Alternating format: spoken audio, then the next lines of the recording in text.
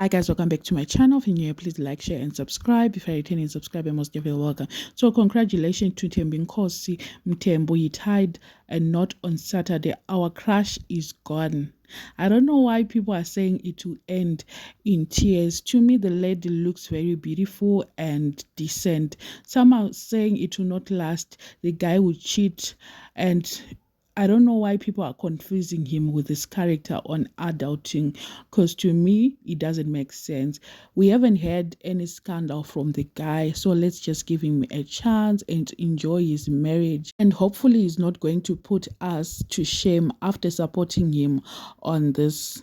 I don't know what you guys think on this union, and if anyone has ever heard any scandal about him, can you comment in the comment section below? Those who haven't subscribed, please make sure that you're subscribed, and see you in my next video.